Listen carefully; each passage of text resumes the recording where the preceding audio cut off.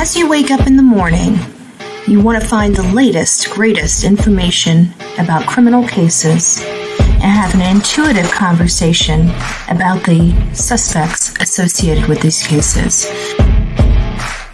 Head over to the Bullhorn Betty channel on YouTube.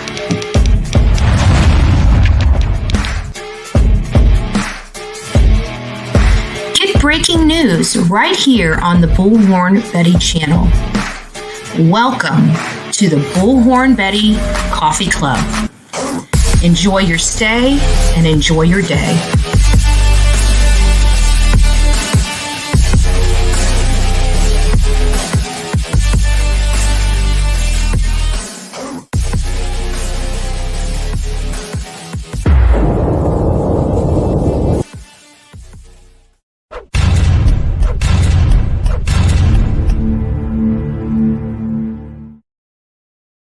Is up, you crazy people on YouTube? I am here. I am doing fine. I've been dealing with a lot of craziness here at the house. So I actually I didn't cancel this live. I actually pushed it to the 12th at 7:30. But whatever reason on StreamYard, it's a little glitchy because every now and again it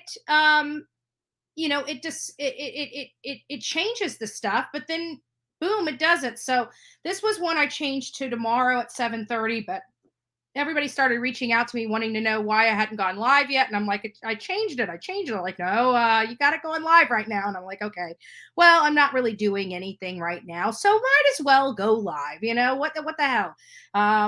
So it's a good thing that this happened. I did push it off until tomorrow, and I wasn't going to be on here until tomorrow, but what the hey. Why is the thumbnail still on? That's because I wasn't expecting to go live. But this particular topic, for those that are in this, that are watching and everything, what is wrong with this? This should have been on members only. Hold on a second.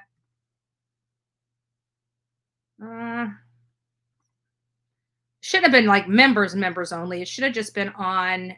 Oh, it's to anyone. So let me put the subscribers. This was supposed to be a members only discussion, but clearly I didn't set the conversation or the participant level to members only. So anyways, oh, thank you. Oh, that's you. Oh, thank you, Okie Crime News. Well, I'm happy to help. Anything I can do to help, just always give me a call and a shout out, and you're more than welcome. As long as you maintain the facts, you're more than welcome to always throw your channel up in here. I'm happy to promote good channels. I don't mind speculation. I don't mind stuff, and I realize, I'm not picky on that, but I just don't like hate. I don't like hate people. I don't like people that are just miserable in life. It's counterproductive in my world. I like positive people. We already deal with despicable things on a daily basis. Thank you, Ruby. Thank you so much. We just deal with all that. So it's like we have enough issues going on in our world that we don't need to add additional hate to it. So this is a conversation about Bryan Kohberger. Many people are talking about mental health related to this guy. And guys, while I believe that we do have mental health in this country, I find it odd that our country is the only one that has a gajillion mental illnesses. No other country seems to be affected except the United States. So for me, it sounds like a lot of doctors, a lot of pharmaceuticals. I'm not going to get into a whole political, stand. I'm not going to die on the hill. I'm not going to be, but it's just my thoughts and my theories. Too many misdiagnoses and too much pharmaceutical companies that get rich at the hands of, thank you, Okie Crime. Yeah, you're more than welcome to throw your name up here as you build your channel. I'm happy to help any way I can. And then we get a new member, Georgia girl. Nice to see you. Thank you for becoming the newest member of the Bullhorn Betty Coffee Club and the crew. We love new members. And we try to do things. I expect this to kind of be on the smaller end because it says we have, I need to turn this down real quick, that we have, members only as the title. And people, I've been saying that I'm going to be We have enough. Oh, sorry. Apparently I'm playing myself on my phone. Anybody know? Okay. I'll have to get back to you, Karen, on that. I just got your message. So, anyways, it makes me wonder about this whole mental illness thing. And is he mentally ill? Honestly, I believe there are just evil people in this world that don't need to have a mental illness associated with them. I don't think being a psychopath and being, like schizophrenia to me is a mental illness.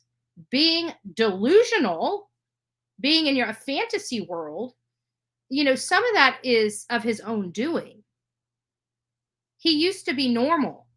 And then there were what? Drugs. Major change in his life, major change in his behavior, majorly angry. He was displaced. He was trying to fit in. He didn't know who he was. That, to me, I think we need to figure out what mental illness is for ourselves to describe whether this guy was mentally ill. I truly believe he's got problems. But how much of those problems did he cause for himself, and how much of those problems are caused because of his brain? Those are the questions that I'd like to know.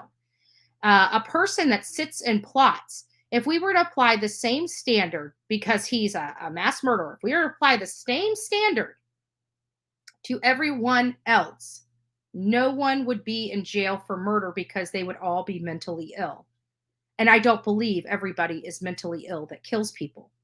I believe there is true evil that runs through the veins of the United States of America. The great thing about the YouTube platform is that this is worldwide. We have people from all over the world that tunes in to these shows, all over the world. So we're hearing from people around the globe talking about their communities, talking about their countries. And a lot of these countries do not have the problem that the United States does. So my question is, what are your thoughts? Do you believe that this man is mentally ill, or do you believe this man is just evil? For me, I believe this man is just evil. I don't believe that there's any help for him. I don't believe that the thing with mental illness is, if, of course, this is what we're preconditioned to. But for our mental illness, what is mental illness to us? Mental illness that we've been preconditioned to is telling us that these people have to be mentally deranged to do evil acts, and I do not believe that, and I think that's a horrible precedent to be putting into people's mind. We as human beings are very curious in nature. We're very curious. We want to know what makes things work. That's what engineers are for, right? They sit down, they take things out, they put the screws, they put the bolts, they do this, they do that, right? That's that they put all this stuff together. But we try to figure things out. I mean, that's what the whole true crime genre here is on YouTube. We bring a case to you. We dive into the case. We look at all the facts. We speculate. We have conjecture. We go up through all this stuff with a fine-tooth comb, and everybody has different opinions, different speculation. But for this topic, I want to know from the audience, and I'm going to open the phone lines up here in about 2 seconds. Don't start calling yet. It's turned off right at the moment. But do you think this guy is evil? Or do you think he seriously has something wrong with him? We know in Idaho, there is no insanity plea. Do you believe, and not only that, but let me get back to what I was saying. For him, the reason why I think he's evil and not mentally ill is because mentally ill people can take medication and help with their symptoms. A deranged person that's not sick in the head, He's sick in the heart. He's sick in the mind, but not mentally ill. He's evil. Can't be fixed by medication. He can't be fixed by going and doing a 10-year stint, because as soon as he's out, it will happen again. So I'm opening up the phone lines. I am not going to spend too much time talking about my thoughts and my theories on this, because I know what my thoughts and theories are on this. I know how I feel about this. I believe this man is pure evil. Nobody can convince me otherwise. I don't think there's anything wrong with his brain. As a matter of fact, I think he's a pretty smart, clever man. And it's hard to be a smart, clever man when you have mental illness wreaking havoc on your body. When I was depressed, when I had to take, I don't know, well, I don't want to get into too much of my personal background, but there was a time, there was an event in my life and they had to put me on Prozac. It was a very serious event. But I was put on Prozac for 6 months to help with those things, because it was only a situational problem. I don't even know if it helped, to be honest with you, because it was an emotional issue, not a brain issue. But to be honest with you, it was, it's weird to try to think that this man can go into a home, kill people, sit there, and people are alleging that he has to be mentally ill, and nobody is really alleging on here that this man is pure evil. So anyways, I digress. I want to hear what my audience has to say about this particular topic. What do you think his diagnosis? Now, if you do believe he's mentally ill and not just evil, what kind of diagnosis do you think he has? I'm curious. I mean, this is all speculative in nature. This is not a fact-finding mission of any grand scale. This is literally opinion. This is why I put it for, members only, but we're going to go ahead. We've opened it up to subscribers only because I forgot to set my settings on here. So I apologize, but the next one I will make sure is on members only. I do apologize about that again. So I'm opening up the phone lines now. Let me turn them on, and I just want to hear from you. We have almost 500 people in the chat. Don't forget to thumbs up this segment up. But curious, phones are now. Oh, I guess you guys need the phone number. I guess somebody has it. Hold on.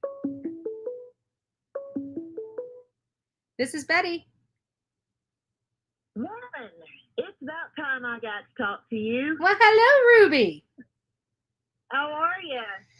I'm actually doing better. That's what I was going to say, because I was kind of, to be honest with you, I wasn't expecting this live. I thought I moved it, so I'm kind of a little scatterbrained right now. But it has to do with the fact, I had a lot of stuff kind of fall on my plate in the last day or two. I'm having new internet service put into the house. They're running new wires, all this stuff. This is going to be happening. I've got the estimates for the roof coming. I need a full roof replacement. So, hey, all haters that try to tell everybody I have no roof issues from Hurricane Ian, please explain to me why I have to get a new roof put on my house when I just had my roof installed in 2018. Just wanting to throw that out there. Yeah, well, they don't know what they're talking about. I knew that you had rescheduled it, but I didn't even remember that it was today until it popped up. I know. 30 minutes, and I was like, oh, wow, okay. Well, we should just be thankful that I didn't turn my phone off and wasn't sitting in bed watching Christmas movies.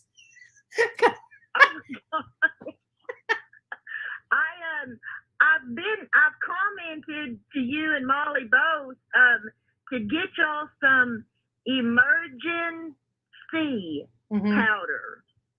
I don't know if that would help with my allergies, though, because that was allergies. What it was, this is kind of disgusting, guys. It's going to be TMI. If you guys got a weak stomach, you might want to turn the volume off for about, 120 seconds. Count to 120. But what it was is I had fallen asleep, and I think I either snored or it was the dry air. Well, the reason why my throat was hurting is because there was a ball of hard snot that needed to come out. I didn't realize that. Remember, I was all stuffy and stuff.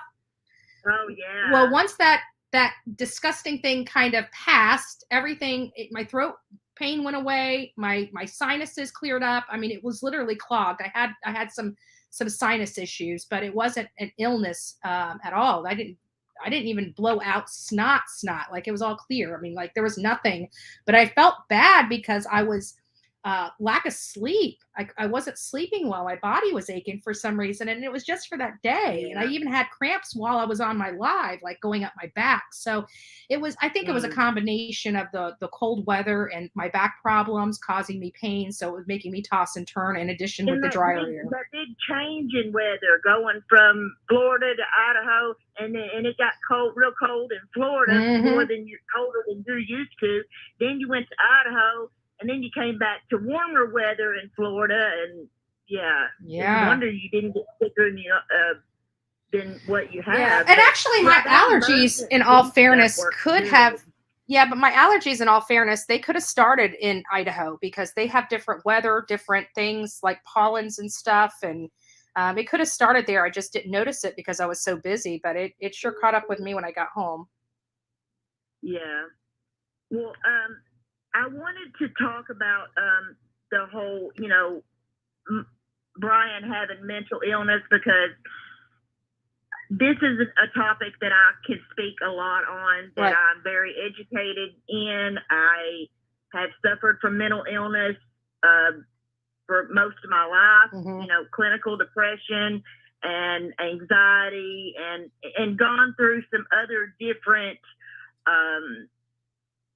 like side effect things that happened, that one thing triggered another thing at different points in my life. But Bryan, I think, suffered from clinical depression. I mean, his feelings of worthlessness and not fitting in and being bullied and despair and just having, no feelings and things like that. I do think that he suffered from clinical depression, maybe some bipolar disorder or personality disorder. I'm not talking about multiple personality disorder. I'm talking about just regular borderline personality disorder, which is completely different. But when you have borderline personality disorder, you will suffer from homicidal ideation and taking your own life ideation. And apparently he did suffer from some, desperate feelings of despair and, loneliness and emptiness and all that kind of stuff.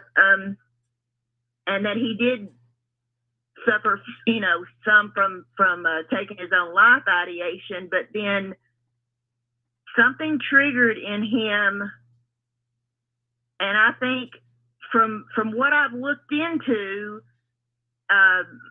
about things that he posted back in high school and stuff online, is that when he went through this change in high school, when he lost all that weight, and then even the kids at school have said he came back a completely different person. Yes, it was a And major even became a change bully himself. from the junior year to the senior year.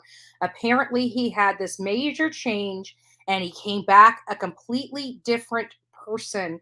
And not only that, what concerns me is I always believe when you have these big changes in your life. Like, I had a major change in my life around 2007, and that was when I was entering into the drug world. And you know what I'm saying? And there was a major attitude, there was a major personality change. I was only using for about 6 months before my family stepped in. Thank God. You hate your family when it's happening, but you love them on the backside of it. And I've got to say that there was a major difference. Now, I don't know, had I kept going down that road, if I kept going down that road, would I have screwed up my head as well? I mean, I have to I have to be honest with you. I don't remember things like I used to pre 2007. Well, see, I'm completely different. I can't remember yesterday, but ask me something I did 25 years ago, drunk, and I can give you details. Yeah. Yeah. But heroin is we're going to say H just for the for intents and hey, Ruby, just for the intents and purposes, we're going to refer to that as H. Oh, okay. H is very that's a very potent and serious drug, and it will just literally rip the I don't give a crap about nothing, nobody, nothing. I mean, I'm a big fan of Nikki Sixx, and he struggled with H addiction and, died twice. And, he has stated that back in the height of Motley Crue's career, he said, we didn't care if we lived or died. We didn't care if we had a hit record or not. Because they were all so strung out so bad. Right. And something apparently in him triggered that I feel like that he went from taking his own life ideation to, homicidal ideation. Yeah.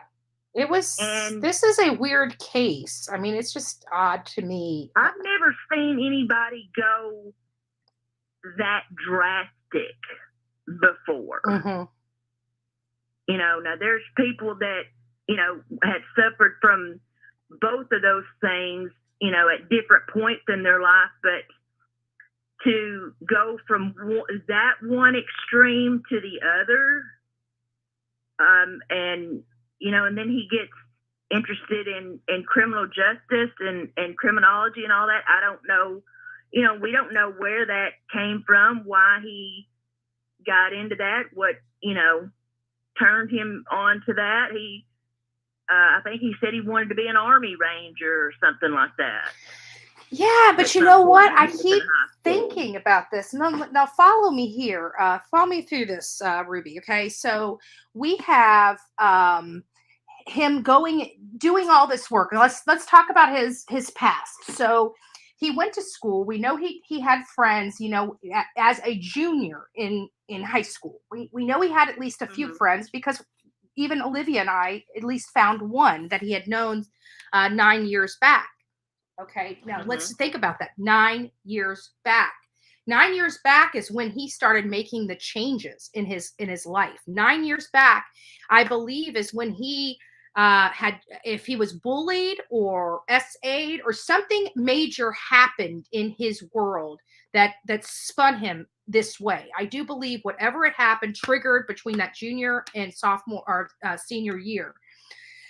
If he was triggered and he changed, that means every single step from that point, I believe, was an effort to be the greatest person to take out his enemies. I think at that moment, he was concocting. That's why he had that behavioral change, is because at that moment was when he was concocting this in his head.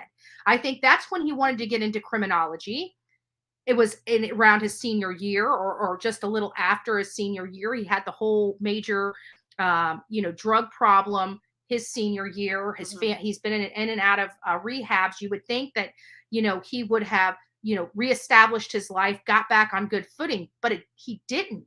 He only cleaned up and started moving more toward his goal, in my opinion, because everything that has happened after that appears to be on relation to the whole serial killer theory. From that point on, the law enforcement, he even think about this. He even applied to the Pullman County or City of Pullman, Washington Police Department. He applied to them. Can you imagine having a serial killer associated with a police department like that? He was trying to infiltrate the freaking police department.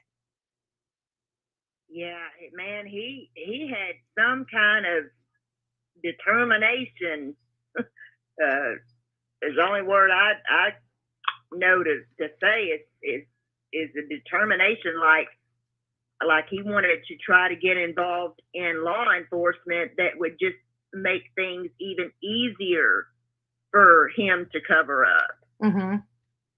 And, you know, I mean, there's been cases, before where police officers turn out to be who you don't think that they are. Mm-hmm. And things like that.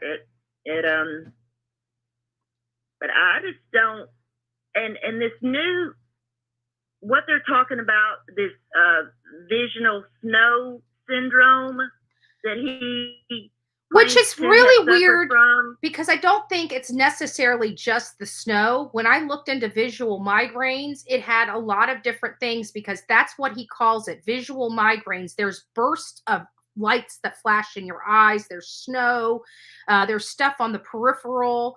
That's what is described when I do research on visual migraines. So snow is part of that, but it's not the only symptom of it.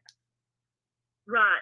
I had not even heard of it, and when I started researching into it, I found out that it was linked heavily to fibromyalgia, which is what I suffer from. Yeah. But I don't suffer from migraines. I suffer from body tension aches, headache. Oh, okay. From the occipital nerve area, which is the base of your skull. Mm-hmm. And they get so horrible that I can't even lift my head up off the bed. Yeah, but fibromyalgia is not up necessarily with just the eyes. It's widespread pain throughout the body and in the joints, because my mom has it. Right. And they also thought I was diagnosed with it, and I wasn't. I ended up being diagnosed with DDD, degenerate disc disease, and scoliosis. Mm-hmm.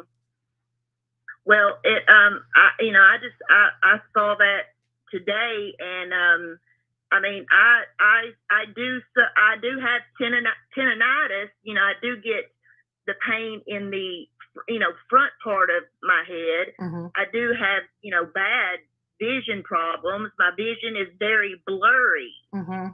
But I've never experienced what they're calling like the snow, the snowy, like an old analog TV. Yeah. Effect. I've never suffered from that. Now, I cannot, it's not a real good idea for me to drive at night. Mm-hmm. And I only do if I absolutely have to, because the cars coming toward me and the lights, I have bad stigmatism. Mm-hmm.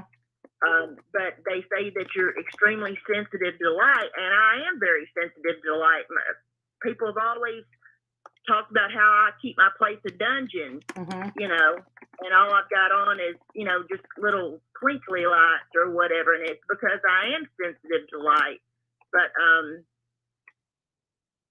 it's always been chalked up to having stigmatism. Mm-hmm. So, I don't, but they're talking about it allegedly depersonalizing yourself, and you just come completely detached from the world and detached from emotion mm-hmm. and feelings and all that. And I had just not ever heard of, and that's not anything that I've ever had any trouble with as far as now. I mean, I've detached from the public, mm-hmm. But there's reasons for that. But to completely detach from myself or have no emotion or feelings or anything like that, that's not something that I've ever experienced. Mm-hmm. Yeah. So, and not only that, but people suffer from mental illness every single day in this country. And I don't recall all of them committing a quadruple homicide by stalking people and studying serial killers. I mean, I'm sorry, this is a first for me. I've been studying serial killers for many, many years now, and I, had 3 years of criminal justice college, and all that. Lot of self-taught and self-education into, So you did criminology. Can you explain to our audience that criminology, a lot of people are getting it confused. The criminology is not a law degree. He doesn't know the law. No. They learn about criminals, the criminal behavior and crime scene processing. Right. Yeah, it's the study of the criminal mind. Mm-hmm. And that's you have to study these people. You have to interview these people mm-hmm. and talk to these people, and as sick as it may sound, as sick as it may seem, this is what you want to know so that you can be more adept. It's pertinent to criminal profiling and mm-hmm. and things like that. It's the But isn't that crazy? Why did you choose these girls? Yeah. Why not? We're going to find out, because I guarantee they're going to present those findings, his answers that he found, and they're probably going to link his behavior based upon that questionnaire. He's going to say, well, he previewed, 23 inmates that are convicted of murdering and SA murder. And, they told them they targeted the people this way. And you're going to find the element that he targeted those people in that same manner, which was really stupid of him, because clearly if he's studying them, many other people have studied them. And it's kind of like the RSOs out there, the registered offenders. We know their mind. We know how sick they are in their head. Are they evil, or do they have a mental illness? I say they're evil, because no pill is going to fix that problem. No, not at all. And I can tell you that I've been on all that medication, tons of it.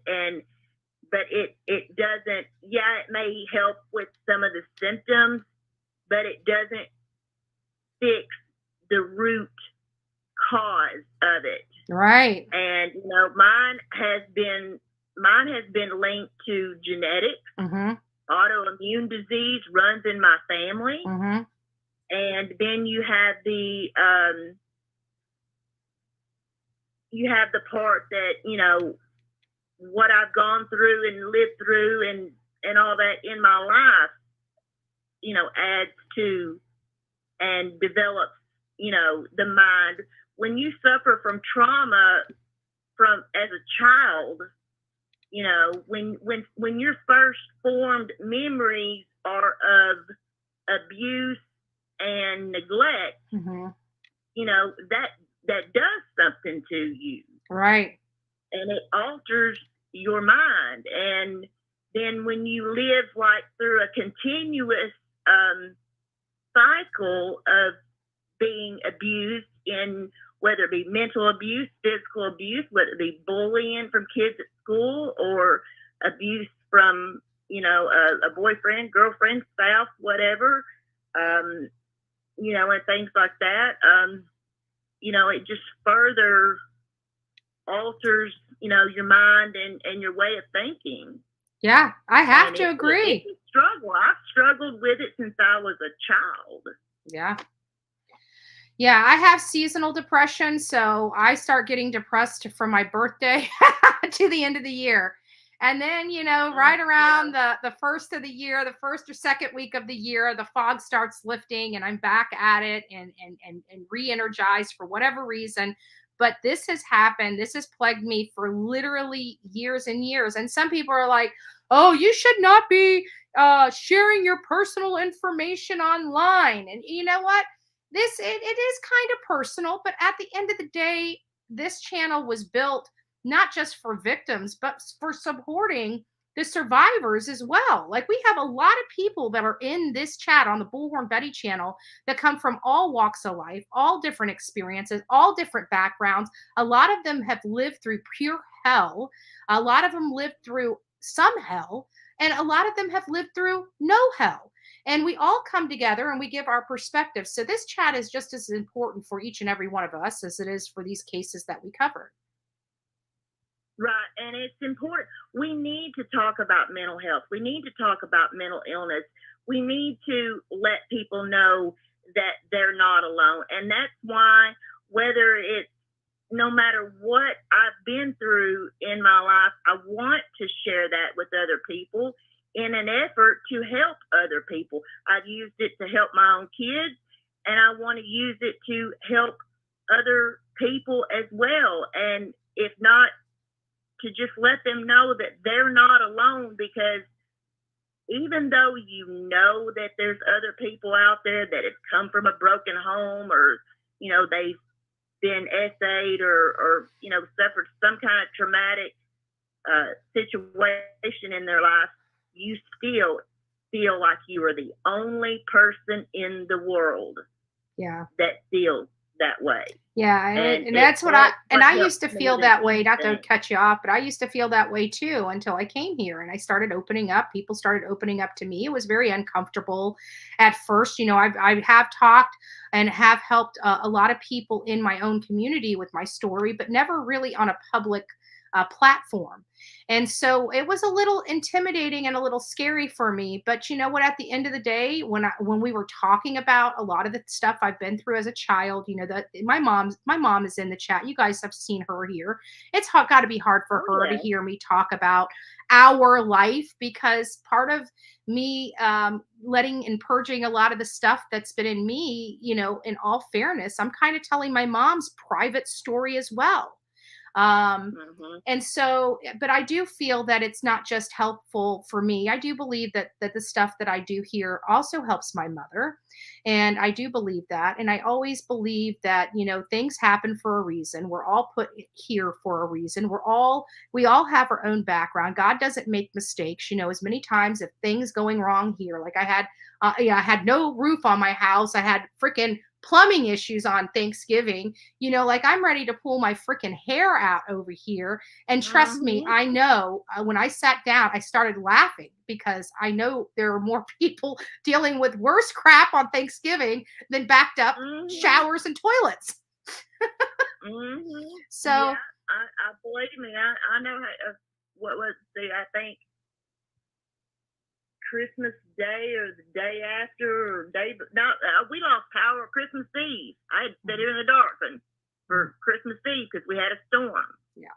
So, you know, it was, but yeah, we need to talk about these things and not, as Francis Bean Cobain said, you know, stop making mental health so taboo and quit, you know, just writing people off as crazy. My question is, you know, are they embellishing mental illness as well? Because, and here's what, like I said, I talk to people all over the world, and there is mental illness. I mean, mental illness is not unique to the United States of America, but at what level, the level that it's here is alarming to me, as opposed to other countries of normal, you know, not third world countries that, you know, has militia that runs their entire country, but I'm talking about normal civilized countries like Australia, the UK, you know, those types of places where they are civilized countries.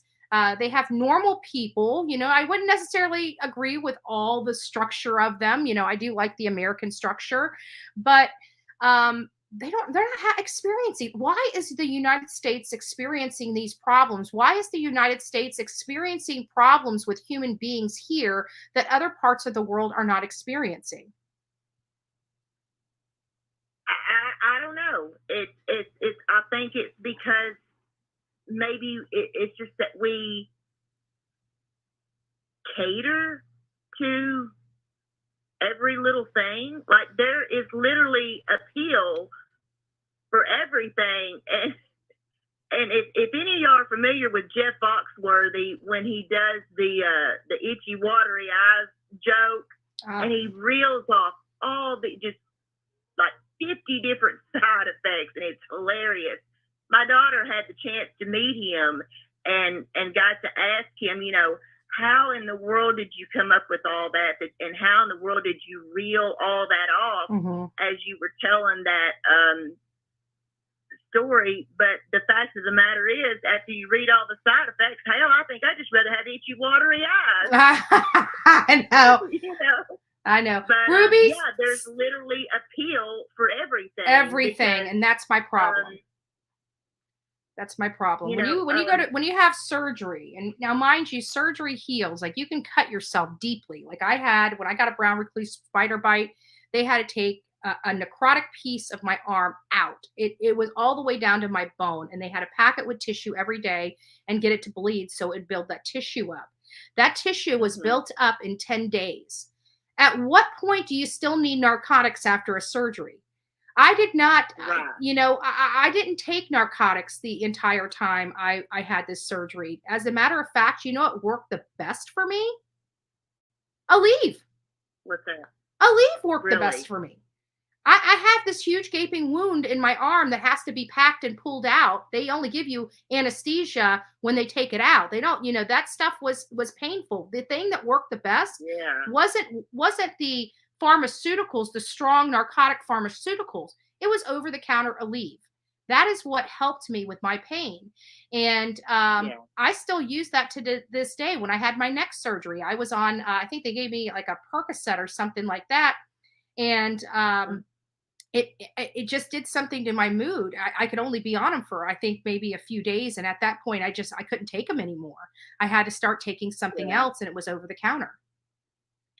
Yeah. Yeah. Well, it all depends on whether it's like temporary pain, like from say a broken arm or a surgery or whatever, or whether you have, like a chronic pain like I have, like a chronic all over pain. But like regular pain medication, like hydrocodone, Percocet, things like that, muscle relaxers, none of that stuff phases me anymore. Right. It just makes me feel crummy. It makes me feel loopy, but it doesn't really do a lot for my pain. That's the problem. It loops me out. It makes me feel like I'm on cloud 9, but I still have pain. So, but I was on that kind of stuff for so long, and I never abused it. Right. I took it as I was supposed to.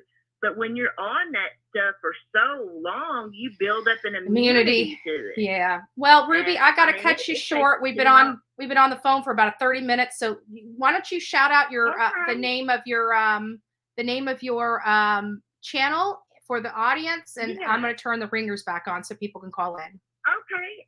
Yeah, it's the Ruby Pearl Glamper True Crime Podcast. Just you can find me in the chat, or just search the Ruby Pearl Glamper True Crime Podcast, and my channel will come up. But I just wanted to, this is something that I know a lot about, and I wanted to to come on and discuss this and everything. So. All right, hon. Well, I appreciate it. You take care. God bless you. And I'm so glad to get to talk hopefully to you. We'll get these whole live stuff situated. But I will tell you, it's going to be a little sketchy between now and Monday, because I got so much stuff going on here at the house with repairs and things of that nature. And getting estimates. Like I'm in the process of getting estimates for the roof. So I've got estimators coming in and out all day long, every day, just about. But we'll see how that all works out. I've got to be up early in the morning to go to pain management, as a matter of fact. Yeah. So. All right, love bug. Well, we'll talk to you later. God bless. I love you. And we'll talk again soon. You got it. I'll finish listening to the live. You got it. Take care. Take care. Bye-bye. Bye-bye. Sorry about that, guys. I hadn't talked to Ruby in a little minute, so I just turned off the phones. The phones are back on. I just didn't want a whole lot of interruptions with that conversation. So anyways, the phones are back on. If you would like to call 941-405-3357. What we are trying to discuss right now is whether you believe Bryan has a mental illness or he's just evil. This is Betty. Hi, Betty. It's Kirsten. Hi, Kirsten. How are you? I'm doing fine. I so wanted to be able to get through because when I'm watching what you're doing, it's amazing. I love how you present everything. And I want to put in my 2 cents. I think that Bryan is a narcissist. Yeah. Only because I was married to a narcissist, and his characteristics are exactly that. And the reason why he would be the only one murdering them is because he felt that he could do it all by himself, that he was smarter than everybody else. He's really book smart, but he's not common sense smart. Right. And I think when he left the sheath, he did it on purpose as kind of his calling card. I don't think he realized that he left a cell on it. I think that he didn't do it because he forgot. I think he did it because he was trying to say, hey, I did this. And you'll never find me. Exactly. Because so my question to you, leave a sheet there? So my question to you is, do you think narcissistic behavior, I can't even speak tonight, narcissistic behavior, do you believe that the narcissistic behavior is a mental illness or a personality problem? I think it's a combination of mental illness and evil. Yeah. Honestly. Okay. Because fair enough. My ex, I really feel, from my experience personally and meeting others, and now that I'm so old and have experience with running into people who are narcissists, they all tend to not give a shit about, excuse my language, about anybody except for themselves. They think about their gratification. And my ex was a stalker. He would stalk to take pictures of kids and women and stuff like that. Just really creepy stuff. Yeah. And they have no sense of, this is wrong. This is wrong. And I think when he did heroin, and his personality changed, I think maybe he possibly had a head injury, or the heroin affected his brain chemistry. Because like people who get into car accidents and they say if you have a head injury that's really severe, it can change your personality completely. Yeah. That would explain his personality change to all his friends, because he just became a nasty bully. So I'm hoping that more comes out when they do the court case and stuff like that. I really think he acted alone, and there's no way to fix him. You can't fix the narcissist. Right. No medication is going to help him. And he grew up in a weird family. I mean, who idolizes serial killers? His mom did. Yeah. I mean, it's one thing to say, hey, this is interesting, but another thing to idolize them to the point where I think it kind of worked him, because he became a trained serial killer, and I'm sure that they may actually find other bodies out there. I think so too, because this is just, I didn't believe it at first, but this is just honestly too many people in 9 minutes gone for there not to have been a dry run or, something. I mean, I just can't imagine that he concocts this. I mean, I'd like to look at everywhere this man has been. Exactly, because I think he's had other people that he's stalked and that he's killed, and he's just been really slick. And that's why he wasn't careless. He was like, you know what? I want a response. He wanted a reaction when he left the sheath. He wanted a reaction when he came back. I think he left Dylan alive because he was expecting her to call the cops sooner than what she did. Yeah. I don't think he's seen her. I looked at the way he was walking, and I don't know how he could have seen her. He was probably in the mindset of, let me get the F out of here. And the way her door sits. Right. I think he would have killed her in a heartbeat had he known she was there. Yeah. Well, I had been debating, how much she must have caught him as he was walking by, and she probably looked through the crack to be able to see his, bushy eyebrows. I don't think they're really bushy. It's just that he has a strong facial thing, so that would stick out. but definitely scary. He just is so cold. It's like when you look at him, he's like soulless. It's like, yeah. And it's there's always the something- eyes. That's the first we see after Right. these things. And you can just see that they're dead. They're dead in their Right. eyes. There's nothing there. I mean, there's no feeling, nothing. Nothing. And it's just like evil. Yeah, that's why But- that's why this topic of conversation came up. Actually, the topic of conversation came up because the person that designed this thumbnail, I'm like, oh, this is a good thumbnail. This is a great topic.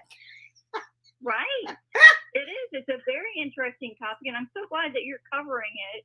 I'm so glad that I was able to get through. Honestly, I'm going to admire you and Olivia and Justin and Molly Golightly. You guys are all so great with everything that you do. Yeah. Thank you. I'm just so proud. Yeah, I'm we're so proud working of what you're hard. doing. That's for sure. We're working very, very hard. We're working around the clock. Even when you guys don't see us, trust me, even when I feel like crap, I still work in bed. I mean, it doesn't matter. We're workers, and that's what I love. Like, we don't stop. Right, exactly. And that's what's so great. And I really hope that you're able to accomplish being able to get that database. I think we need it.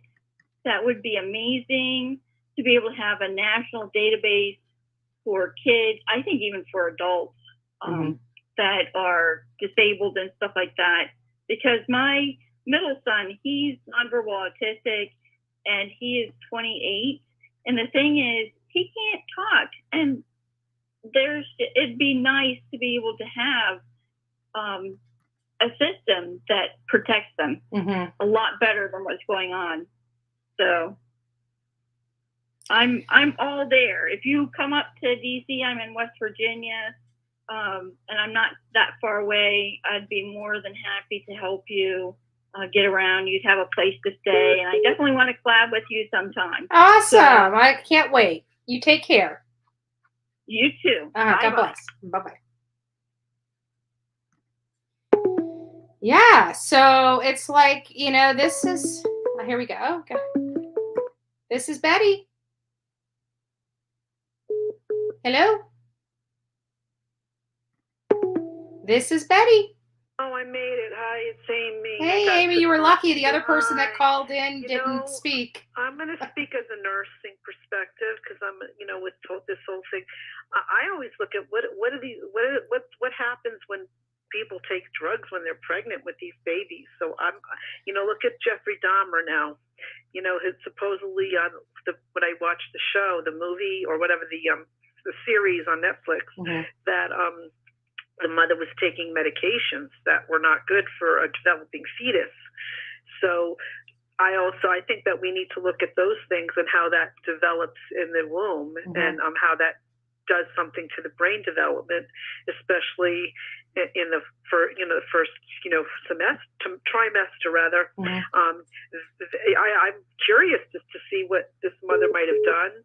And in combination with the environment that he grew up with, I think something might be wrong, in that respect, with the way his brain was wired in utero. And also, he could have.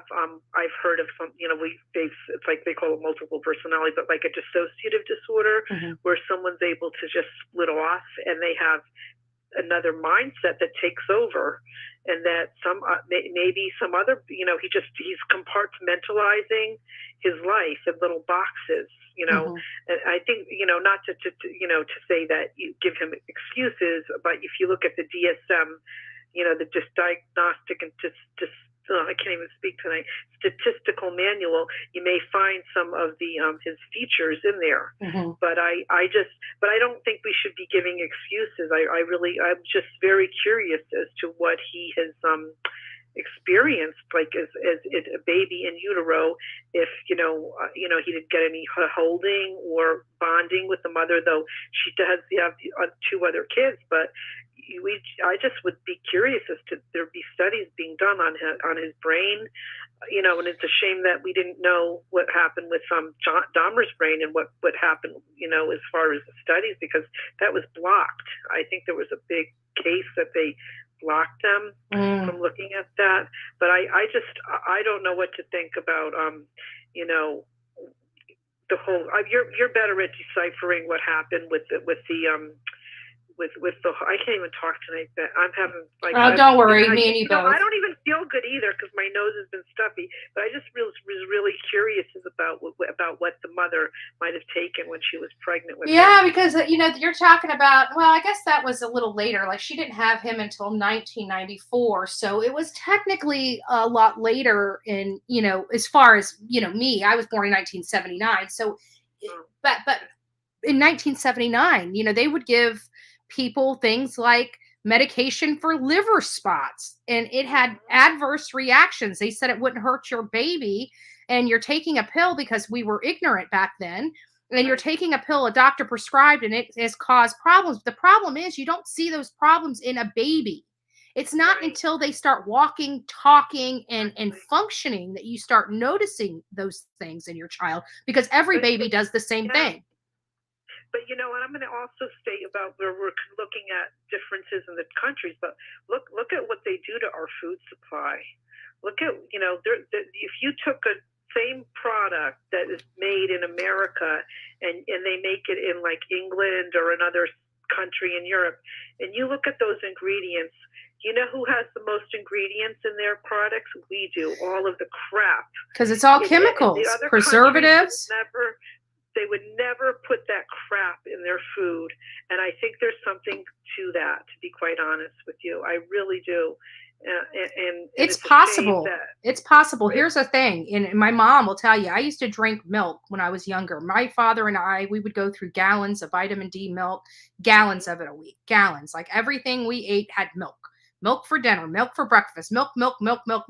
I was an overdeveloped child at the age of, in the 5th grade. Well, the hormones, right? Right. I truly believe that the reasons why I developed. So, I mean, I had the size I am right now on top. I was that, I mean, a little bit smaller. I was much thinner too, but I had that when I was in 5th grade. You know, it was a little embarrassing at that time, and it got you noticed too much at that young age. And so there's a lot of things that come along with that. But I truly believe that that's why I developed the way I developed, to be honest with you. And that was back then. I know. I just feel like we're just, I'm sorry. I think we're being experimented on. It's hard not to. Everything. I feel like this is one big lab rat experiment going on in America. And well, think about all these kids and everything. And it's just a shame that, you know, if we could just put people not to be in a bubble and take away all these chemicals and just go natural, you know, I think things would be better. But, you know, you just don't know what the right thing is. But I don't know. Yeah. I've been, you know, I could get into my stalking story another time. Listen to this as a medical professional. Listen to this. So this happened within this last year. Within this last year, I was reading an article, and it basically said that McDonald's is not going to use as much preservatives. And this is when I learned about preservatives. Like, we knew about preservatives, we've heard about them in our food, but we don't know exactly what they do. Listen to this. They put so much preservatives in hamburger meat at McDonald's that it literally is there to last 40 years. Can you imagine?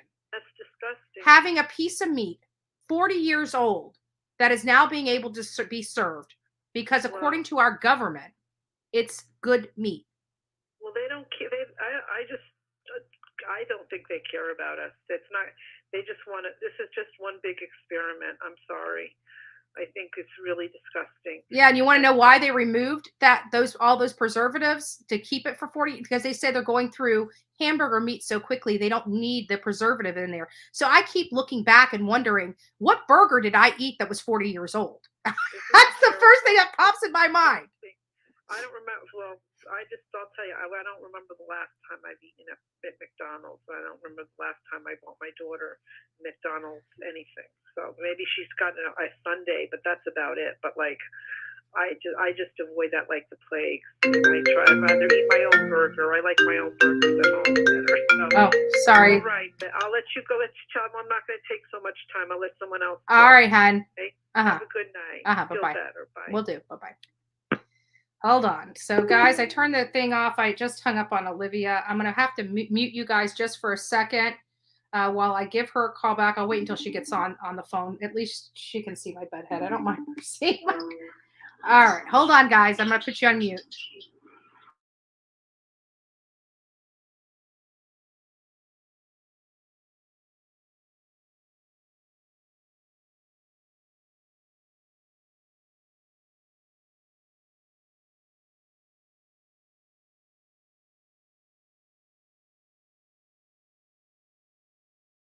Sorry about that, guys. I had to take that call.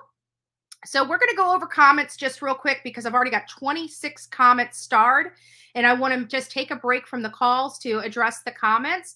Wendy Brown, thank you so much for the super chat and the $9.99. He's a narcissist and evil with no emotion. They were experimented objects to him. Experimented objects to him. There are so many people living with mental illness who do not murder people. I could not agree with you more, Wendy. I have to agree. That is absolutely correct. So let me come over here, and I just want to get to some stars. So Jennifer was talking about her roof replacement was finished today. Congratulations. Mine hasn't even been started. I'm just now getting estimates for the roof, and it is going to be a full roof replacement. It's shot. You know, there's nothing they can do. Like literally, the shingles are. When they went up there, they said they're spaghetti, which I could see from the road that they are spaghetti. So the whole roof needs to be replaced. I am glad that is one thing off your to-do list. It is just now being added to mine. Okay, Bryan, Caroline says Bryan had no sense of self-image. Very good perspective. I have to agree with that. He was completely, he had no self-awareness. He had nothing. I don't know what caused that, because it seemed like he used to be a caring person, at least caring enough where he made friends. Ronnie says, if he's sick with mental illness, doesn't mean that he isn't responsible for this horrendous crime. Couldn't agree more. We know darn well many people, millions of people, millions across this globe suffer from mental illness. Very, very few of those people actually kill somebody. And even less people do a quadruple homicide, a planned quadruple homicide, where one stalks an individual and hunts them down like game. That is what happened to these 4 beautiful souls. They were hunted like hunters hunt deer, or over in Africa, lions. That's what they were to him. Trophies, if you will. He turned his humanity off. I couldn't agree more with you, Snow. People noticed his irrational behavior, so much so that all of his high school friends disassociated themselves with him. There was one girl that came out and was like, she seemed to be very favorable to him, one out of many people. But again, I'm happy that she came forward, because to hear people parroting over and over and over again the same story, it just doesn't seem truthful to me. Hearing somebody that has a different opinion of Bryan seems more authentic to me. It's like a review. If you have 5 stars for the last 2 years, it's a lie, right? Because you know that you're not going to please 100% of 100% of the people. So you're going to have that one crappy person that gives you a negative review, right? So it's like, he did turn that humanity off, but apparently he turned it on for at least one gal, and they had a decent relationship. And even when he was at college at Washington State University, he had a friend there that would call him up to go running early in the morning hours, and he would be his running partner. So he did know how to at least have the appearance of normalcy. But in his head, it was everything but. Fun side, I noticed that it's rough on my boys being short. They're called dwarfs or lawn gnomes. Oh, that is horrendous. And that bullying. And not only that, parents, it is your responsibility to teach your children to be kind. It is not the school's responsibility. If you see your child bullying somebody, whether they've been bullied or not, you have to denounce it. If you don't want it to happen to your children, you should not allow your child to let it happen to another child. So, I'm not saying that anybody in here has, mean kids. I mean, I think all of us have been mean or nasty in our life once or twice, or, maybe more than others. But there is a time when those children have to start having punishment for acting like this. Nobody should be treated like that. Like, there are certain things nobody can help their height. Can they help their weight? Maybe, depending on what kind of medical issues they have, what kind of dietary problems they have. There's a lot of things that go in with weight, but you can't change your skin color. You can't change your hair color. I mean, women can, but you see what I'm saying? Like, these are things that people can't help. Whether you're a male or a female, you had no choice in that. That was made for you when you were conceived in the womb. So it's just those are things that people should not be picking on another person for, because it's things that you can't help. If it's okay to pick on somebody for being short, it's okay for picking on somebody that has different color skin than you. And we denounce that behavior. And if we denounce the behavior of picking on somebody because of their skin color, we should be denouncing the behavior of picking on somebody due to their height or weight or the way they look, right? Caroline says he hasn't been found guilty yet. And the reason why I started this is because I think that's an important an important statement to remember for the audience, is that Bryan Kohberger has not been arrested. We've had minimal information provided. We've only had one affidavit. The entire case is kind of gag ordered and locked down.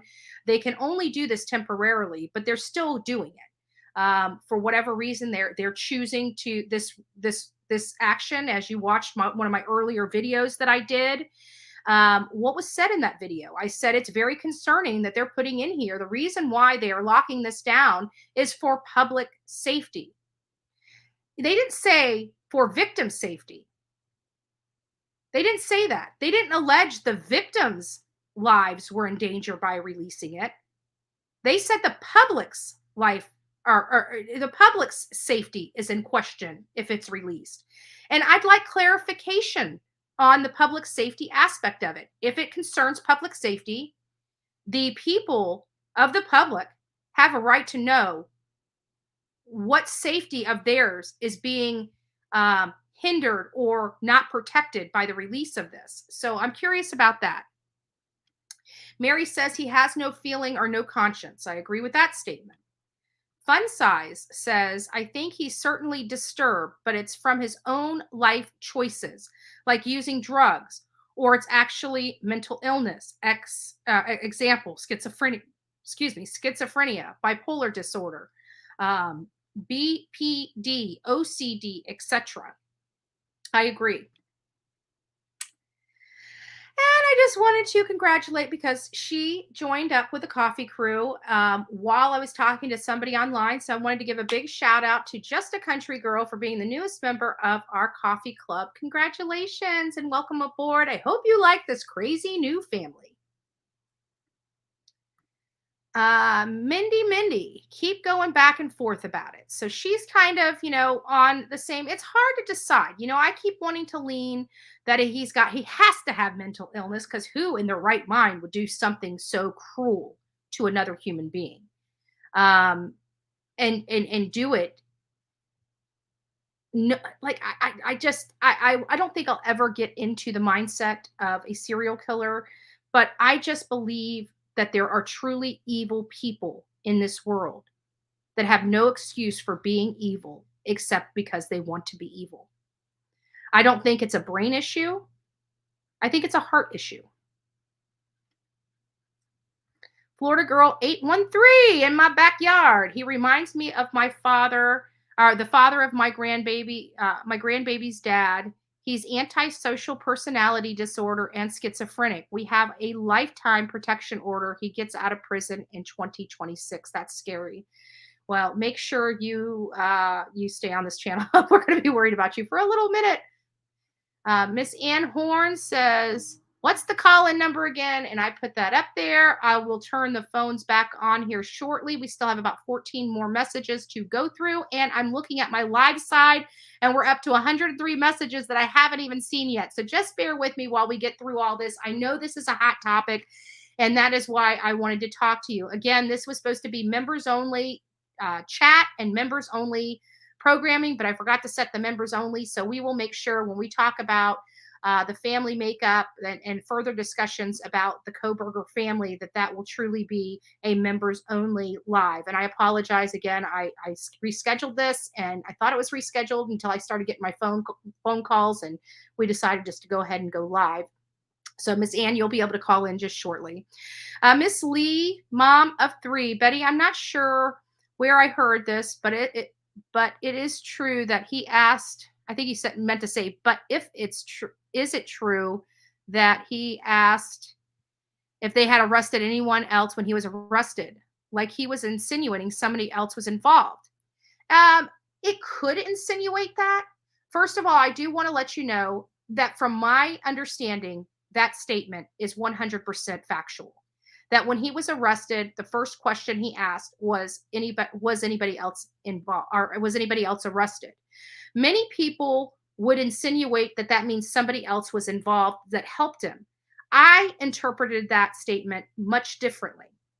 I interpreted that statement as him asking, was he smart enough to put the blame on somebody else?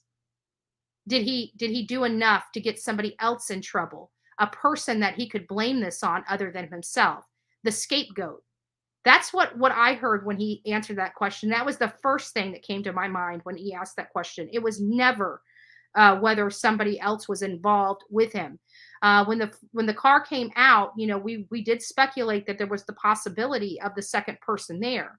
But if you guys remember, we went out there, and I told you guys whenever I was out there the first time that I really believe that this guy acted alone. But see, the first time we went out there, that was pre-Hyundai Elantra. Then the Hyundai Elantra started making its waves around. The law enforcement said they were looking for it. Everybody went crazy. They started hunting down every single make and model of Elantra possible known to man that drives on the roads of the United States, right? So, but when we were there, I just had it in my pit that he acted alone. Is that true? I have to believe that since at this point, nobody else is arrested, that yes, he did act alone. I believe he tried to plant so much stuff and put so much doubt in people's minds through the use of the social media platforms that he thought he had convinced them that somebody else had done it, like maybe the frat boys. Because I believe it was one of the social media profiles associated with him that was interjecting the Sigma Chi fraternity as being a possible involvement there. We started hearing online. It was rumored, but never confirmed by law enforcement that there was an altercation with Ethan and another person at that Sigma Chi fraternity party. Was it Bryan that was interjecting those theories into people's minds? He was very clever in the fact that not only did he commit this homicide, but he also started utilizing social media against the case. He was very clever. That's why I believe this man was not mentally ill, but evil. Because I would assume mentally ill people, if unmedicated, would have some substantial problems concentrating. He was going to school for his doctoral degree in criminology. It seems like he was ultra focused. It seemed like his brain worked pretty damn well to me from an outsider. Didn't seem to be clogged with mental illness. He seemed to be ultra focused, laser focused, if you will, on how to create and get away with the perfect crime. That's just my opinion. So Flo Mama, my ex-husband, who is now deceased, was on H, and even when he got sober, he was never the same person he was before H. The eyes are never the same either. There's so much darkness. A friend of mine, one of my best friends, I'm going to withhold his name. He's in prison right now. He's going to be in prison for a really, really long time. And he went down a really, really dark road. And, when we were younger, we liked to drink, smoke a little pot, things of that nature. We never really got into the C, the H. We never got into any of that. We were just, we drank and smoked pot, So that was like the worst thing of our generation. I mean, yeah, there were tougher drugs, but it really wasn't, making it way around our high school or our middle schools or anything like that. The most you could really get in our county was pot and alcohol. So that's what us, losers did. Right? We got pot and alcohol. Well, anyways, he ended up upgrading to much more harsher substances, and him and his brother both. And I think it was the absence of their father in their life, or their father paid child support, but he's basically told the mom, if I have to pay child support, I don't want anything to do with the boys again. So that they grew up without a father. I don't know if that played into it. I have to think that played into it quite a bit. Boys need their father. Father was absent. They had a lot of problems. They were normal kids when we were growing up, had a lot of problems in their young teenage years, and it has plagued them into their adult years, both him and his brother. But he was out on probation, or he had just gotten out of a stint in jail, probably drug related. I wasn't, I had been removed from there. I always called them on their birthday because their birthday was close to mine and things of that nature. So even after he went to jail, I still called his mom for a few years after he went to jail, to, tell her happy birthday, because I believed it was her birthday too. Not that it was happy, but at least she knew her son wouldn't die. He's in prison. He might be dealing with a lot of crap, but at least he's alive, and they were going to keep him alive. And at a time, that was a questionable thing, but he ended up getting high and driving off the road and hitting a shed. I mean, it just seems like a normal accident, right?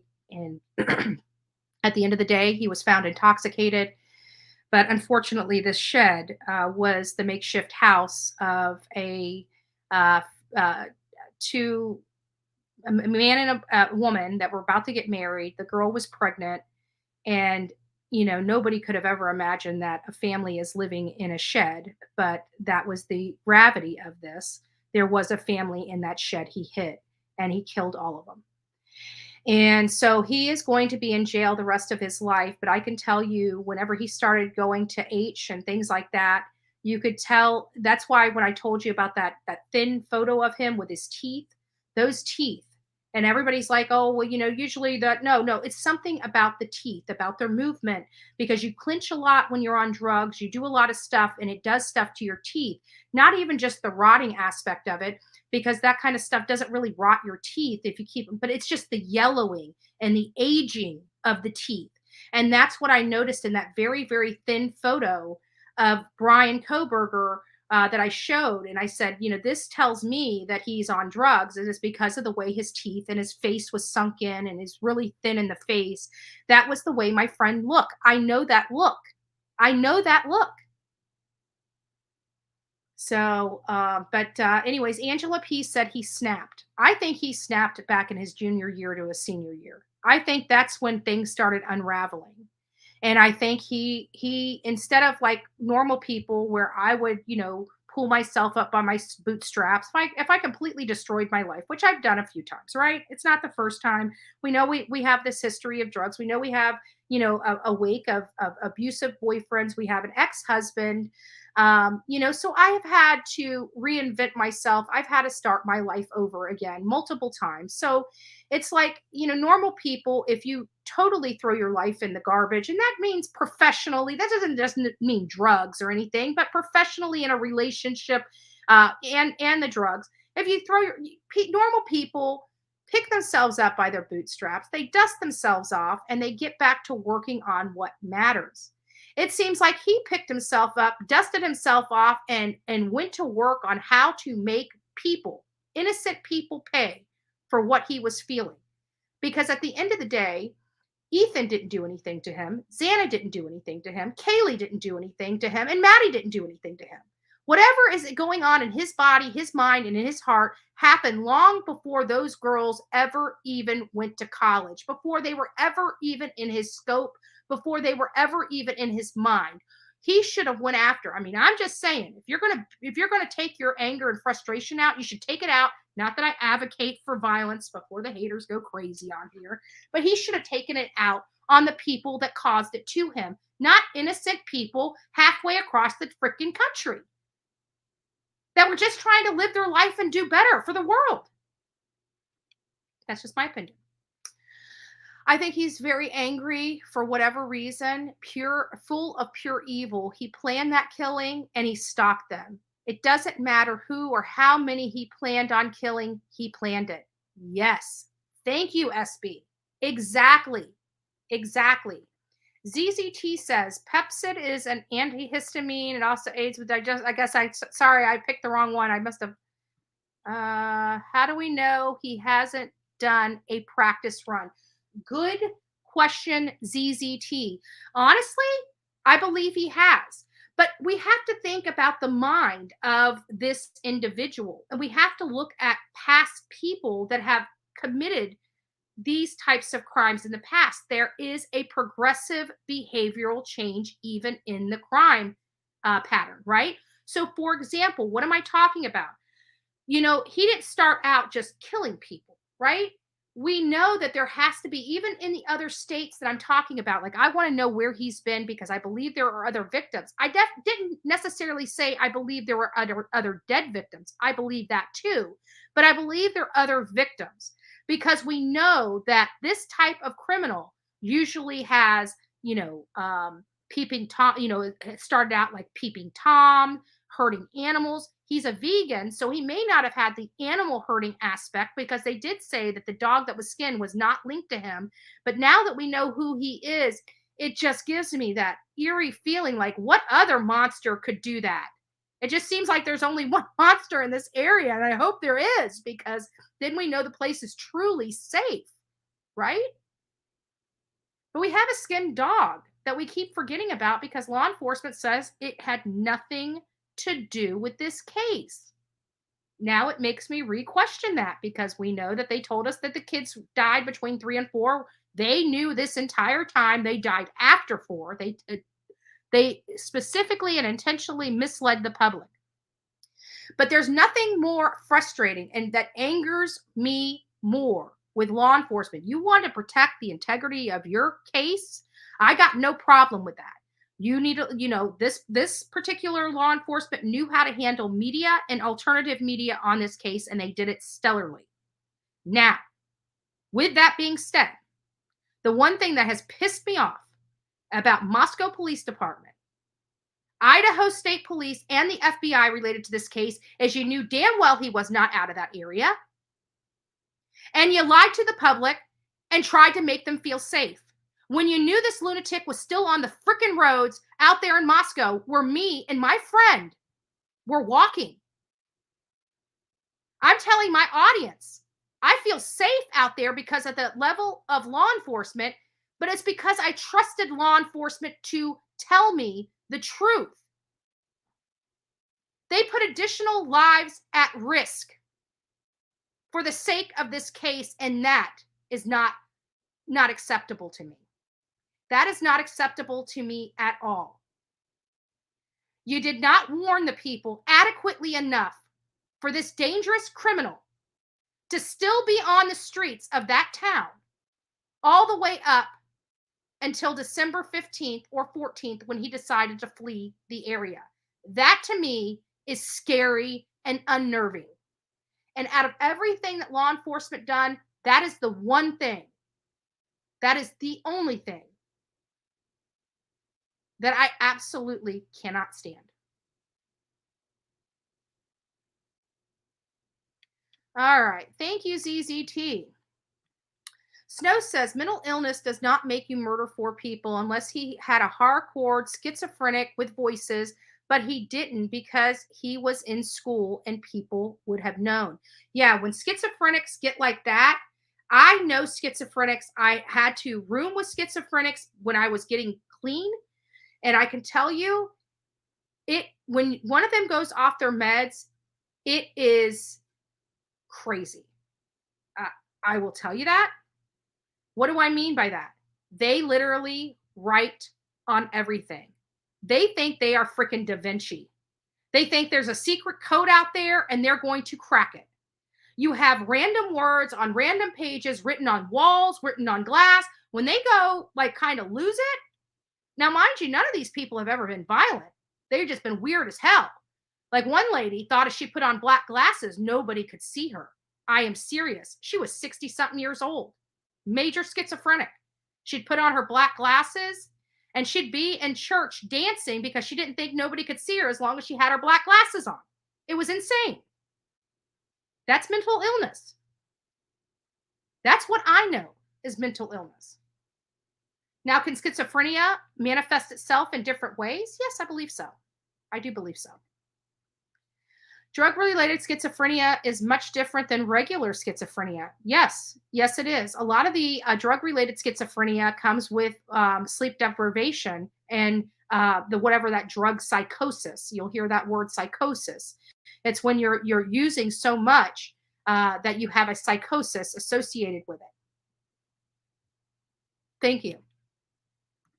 Verona says, I had an optical migraine while I was in the hospital for falling on ice. It was really scary, no pain, but I thought I was having a stroke or something. That's what I heard. Kiwi Girl says, I had a head injury and I haven't murdered anyone or even had those thoughts. And live, you guys are up to 306 messages. And so you're going to have to be patient with me in the chat room because I'm on a different side of this channel. So I haven't even seen any of the new 314 messages that are currently in the chat. By the way, we have almost 750 people in this room. If you have not gone out and liked this channel, please take a moment to go out and give me a thumbs up. It's free to say thank you. So I appreciate it. Thank you so much. Mary Martin says, narcissists isn't in their personality. It's entitled, controlling. So that is, but what would that be? Wouldn't that be personality? Wouldn't that be a domineering personality? Wouldn't that, I mean, I think it's a personality disorder as opposed to a mental disorder. And I don't even want to call it a disorder because I truly believe if he wanted to change, he could have done a number of things. Go see a doctor, go see a therapist, find a way to let all this pent up frustration and anger out in a healthy way. He made no effort to do that. He wanted to do this. He wanted, guys, he wanted to do this. This wasn't by mistake.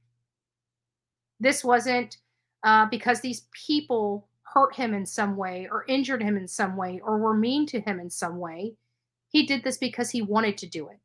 He wanted to hunt somebody. He wanted to know what it felt. He wanted to know what it felt to concoct, plan, and execute a plan like this that left 4 people, innocent people, dead for no reason. And a lot of heartache and pain in its wake. Mountain Baby says, yes, Betty, I like something, like something has taken over their body and the light is gone. So she was referring to when I was saying that the eyes, they're dead. They're dead. Nani says he is spiritually void and that his deep rotted illness. And that's his deep rotted illness. So he's spiritually void. He has no spirit. He has no soul. Tammy Teal says, Betty, when is Olivia going to drop the video? Olivia's probably going to, guys, you got to remember, and this is what I was just talking to the team about, is that Olivia's videos, you got to remember, it takes 2 to 3 days to edit about 9 minutes. Okay. 2 to 3 days for a 9-minute clip. Yes. It's that time consuming. That beautiful product you get is not easy to get. I know a lot of people on YouTube want to say, oh, that's easy. She's got no, we all know that that's a lie, because not one of them have I ever seen produce anything near or close to the quality that Olivia produces. With that being said, this is a very long, in-depth interview that lasted over an hour. She's had to, modify it a little bit to make it nice and flow well. But it's still a 45-minute to an hour video. And if 9 minutes takes 2 to 3 days, you guys can imagine what 45 minutes to an hour must take Olivia to complete.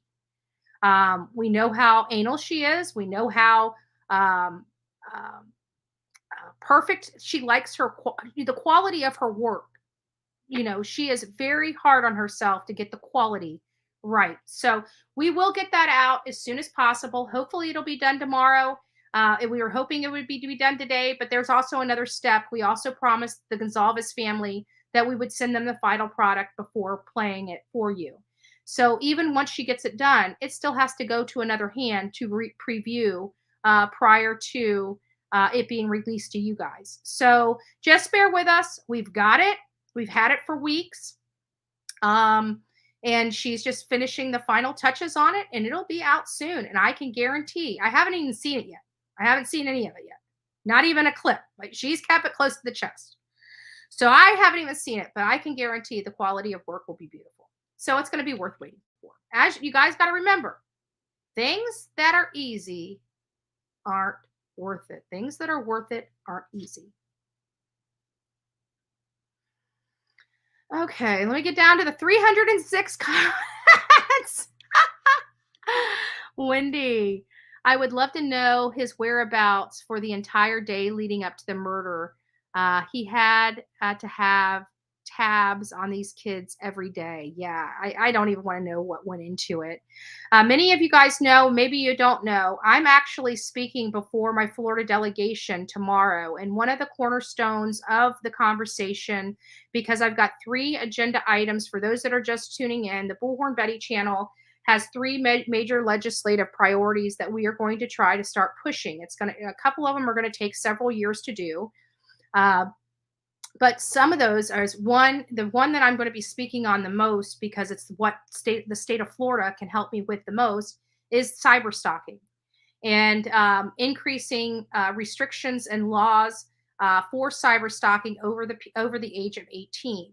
And then I'm going to be working with them on adding additional language in there about, when it goes from cyber stalking to you actually physically getting in your car and making action. That's going to even be more of a severe consequence. We're going to start attacking this. So that's number 1 on my list for the state of Florida. Now, the other 2, and I'm going to be pushing that cyber stalking law around this country, but I need to start here in the state of Florida. The other 2 are national agenda items for me. And these are the ones that are going to take 5 to 10 years to finally get through. And those agenda items are the national database for our kids, so that state to state can converse when they move from state to state. The child welfare law of that state goes away. It's almost as if they get a blank slate to start their garbage all over again in a new state. That has got to end. So we are going to be pushing very hard. The Bullhorn Betty channel, along with some supporters of this this agenda item. And then the final one is the SA and human, the ST and the human trafficking that goes on across this country. We need better education, better laws. I don't really know what to do with that outside of bringing awareness to it. I really haven't thought of any program, because I don't know anything about that other than what I hear from survivors and things of that nature. I did not live that. That's not my experience. So one of those things would be reaching out to survivors of ST and human trafficking, and see if we can, find some things, some good resolution and things that we can put that'll make a positive impact in this. So those are the political type of priorities for the Bullhorn Betty channel. I know we try to stay away from politics, but unfortunately we have to dip into politics on a bipartisan level on this channel for these types of legislation to get through. They're not going to get through until somebody starts pushing them to get through. And I can't do that. I can't do that alone. And the only way we're going to get something passed through the legislature is getting politicians involved. That's the only way we're going to get this done. So that is going to be my drumbeat for this channel. Those are our 3 initiatives that we are going to be bouncing on. If that's something that you guys all agree with, please continue to support this channel, because by supporting this channel, you're supporting those initiatives. And you guys know I travel this country quite often, and I have the ability to really push these 3 initiatives out with a wider net, and hopefully it will produce something. I don't anticipate. I want to make sure that we set the aspects of this and everything, that this is not going to be a quick, one and done type of thing. This is going to be a lot of hard work for a long time to get something like this passed through. But I think over the last year, we can all agree something has to be done on all 3 of those. And they're major items for me. They're personal items for me, which means I'm going to fight for them 1,000 times harder. So that being said, I hope everybody agrees with that. Summer Breeze, love you guys. We are just here chatting to learn and share. Thank you, Summer Breeze. That is very sweet. And yes, that is so true. That's what we try to do. We try to bring, and we have opinions. Everybody acts like because I run a channel that I should be unbiased. I shouldn't have an opinion. I should stick just to the facts. No, this is my channel. I'll do as I damn well please on this channel. And yes, we do stick to the facts, but we do have things that come up.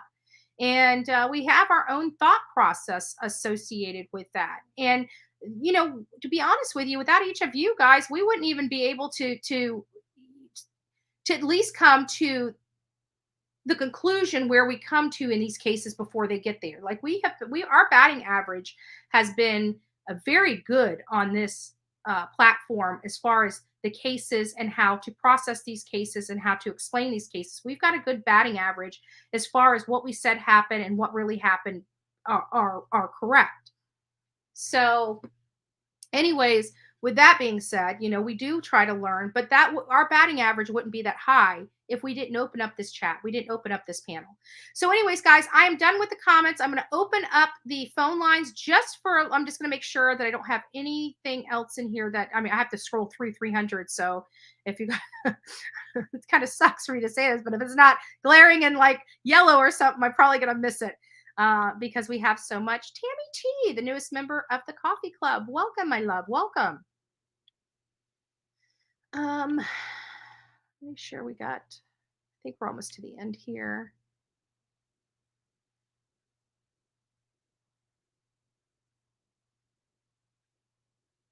Let's see here. I think that. Okay. So we'll get Kathy. Oops, Kathy's up here, and she says this man 100% function as normal every single day, although mentally ill can be and acts somewhat normal. They have breaks between, can't hold a job for long periods of time, and can't be in a classroom every day. Yeah, but trust me, being in the doctoral program, you don't get to miss a whole lot of school. You will not pass it. But you make an interesting point, Kathy. You make an interesting point. What was his school record like pre-Washington State University? We don't know. How long did it take him to get that bachelor's degree or master's degree at that school? We don't know. We know his friend hasn't talked to him in 9 years.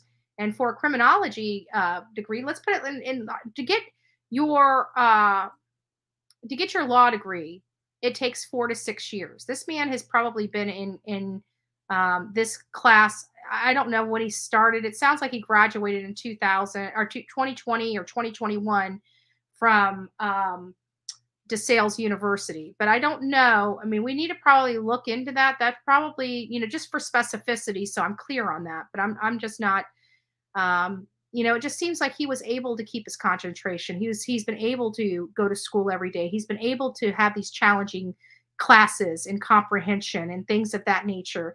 And a lot of the people that I see that have mental illness that go untreated have horrible times being able to do any of that. But again, that's just my experience. That's just my experience. Other people may have different experience that differ from mine. So Angelina says 2020 and 2022. Thank you for that. He plotted this crime for a long time. He knew what he was going to do. He's evil and demented. That's what Cody said. Thank you, Cody. Okay, guys, phones are back on. If you guys want to call in, we're only going to be taking calls for about another 20 minutes. And then I'm going to get out of here. This is Betty. Golly, I made it. Miss Ann, how you doing? Wow, 68 tries. Well, all you needed was one more. You know what they say? It's a dirty sailor joke when they say 68. It's like, here's 68, and I'll owe you one. Yeah, well, you owe me now. Oh shit! No. Yeah, you owe me. All I wanted to do was pop in, say, hey, I love you, I miss you. Hey to all the mods. Hey to everybody in the chat. And I'm glad I finally got through. Yeah, I was going to be there. And then they changed her, Leilani's court date. And so I changed my my reservation. And then I found out it hit when I'm supposed to be in Texas. So I might not even be back there. So I think I'm going to probably in another week or so. I think I'm just going to come up there for a weekend and just, if you guys want to hang out, there's several of you guys out there that maybe we'll just go grab dinner or something. Yeah, that'd be great. Come up on my birthday, March 4th. March 4th. Yeah, it might be a good idea. Yeah, it's on a Saturday, so come that weekend. March 4th. I'll have to put it in my calendar. So yeah. I wrote it on my paper. So as long as I wrote it down somewhere, let me put, because I'm going to look at this tomorrow and say, what the hell is March 4th? So let me put Miss Ann's birthday. Big 66. All right. Well, you're getting you're getting younger with age. That's right. That's right. Oh, it's Christy's birthday, March 4th, and I see y'all on chat. I love you too, Katrina, and I am Team Summer. Yes, I finally made it in here. Oh, nice, nice. Yeah, they're great. They're great. Yeah, I'm looking at the chat while I'm talking to you, but I'm over here trying to man this command center, and it's not easy. Well, I tell you, you got yourself quite a setup there. Yeah, I had a shooting a while ago, so I was turning it up to try to listen to it and trying to call in, and then having to turn down the scanners and back and forth, and boy, my hands and fingers are killing me. Oh, I bet. SB, yes, I did make it. Yeah. Well, Miss Ann, this is what I'm going to do. I'm going to give you a call tomorrow because I'm only going to be on here for another 20 minutes. So I'm going to go ahead and move on to another caller, but I'm going to call you and speak to you directly so we could catch up. Yeah, please do that. Please do that because, I sure do miss you. I know. I miss you too, love. And I want a butt cake. I want one of my almond cakes. Girl, I'm making red velvet cake. Oh, I'll take that.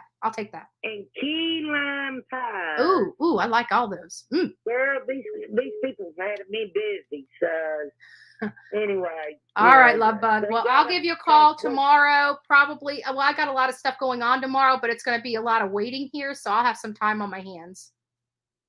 Hey, that sounds good. Yeah, so I'll have some time to spend with you. That's what I'm trying to say. Yeah. Jennifer L., nice to meet you on chat too, honey. But go ahead and take care of calls and everybody. I'm so glad I finally talked to you. I'm so sorry you had to call 68 times to get to me, though. Girl, I'm going to show it to you on my doggone phone. Oh, my. I'm going to take a screenshot and send it to your other phone number. Okay. I'll post it in the chat. Determined woman. I'm gonna take I'll screenshot it to your Facebook Messenger. Oh, okay, honey. Yeah, Bullhorn Betty. There you go. All right. Love you, girl. I love you. Good night, everybody in chat and mods, and thank y'all for hanging in there and waiting. And I'm glad I hung in there too. Yeah, tell everybody keep it up. Keep it up. All right, hon. I'll talk to you later. All right, love you. Call me soon. All right, will do. Love you too. Bye-bye. All right. Bye. This is Betty. Hi, Betty. How you doing tonight? I am doing well. Who is this and where are you calling from? I'm calling from Massachusetts. I'm not too far from that woman that's missing. Oh, wow. How is the environment there right now? It's a little chilly tonight. No snow. I miss it. I got being from New England, but yeah, it's we've got some interesting cases going around here though. But that one about Cohasset is getting really weird. Yeah. Well, the guy seemed. He doesn't seem, from what I'm hearing, he's not a real smart guy, but he seems like a brilliant con artist.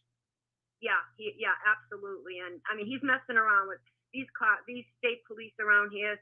They're really good in Massachusetts, and I mean, they'll find out. They'll get to the bottom of it. But she's got some interesting stuff going on with that Washington high rise that she was running. Did you hear about that? How the two guys were posing as FBI security? No. Letting them live there. Yeah. So apparently she was, they were talking to residents that lived there, and they really didn't seem to like her too much. But then again, she was like the property manager of this place. But I guess two of the guys there, oh my God, they were posing as like FBI security, and they found all this stuff in there, and they weren't paying any rent whatsoever. So they don't know now if there's something going on with that. And there's just she just sold a lot of assets, and she was promised something. So there's just all this stuff coming out, who knows? Yeah, but if she sold some assets, then that might have been, because there's a lot of stuff that I just found, because CNN dropped a news article on it today, several hours ago, and I picked up on it, chopped it up, and put my spin on it. And they were basically going over what the case was. I mean, that this goes a little further than that. They actually are right. They found blood and staining inside the basement. Yeah. They found near his where they've lived in the past, bloody clothing and stuff. Those are going to be hard to pin on somebody else. Yeah, and I mean, he's already been caught in lies, lying about stuff, but I think he allegedly probably did something with her. And I think what was happening is he was about to go to jail. He's already, he was on house arrest. And I think he knew she was going to leave him, and she was going to clean the rest of the account out. He was going to come out with nothing. Yeah. And he wasn't going to have that. Like so many of them, right? Mm-hmm. My wife's missing. Oh, and oh my God, I can't, it just blows me away. Every time I put on the news, it's just another case. It's like, I can't believe it. You would think with all the security and all the cameras out there and all the cell phone, and there's always another one. There's another one. And people are just so brazen. But getting back to this little Bryan dude, I don't believe for a second, I believe he planned that whole DoorDash thing.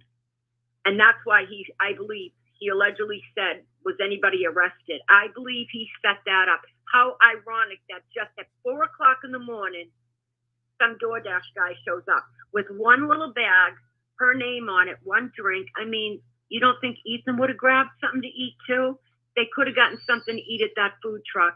But I believe that was done on purpose to cause confusion. And that's why you hear her say, there's somebody here. Yeah. The bag would have been in, I think she would have done something with, look, you know how it is when you've been drinking and you're hungry, you know how it is, when I tie one on, I wake up and there's like all this food crumbs and everything in my bed. Right. Yes. I'm single like you. I eat in my room.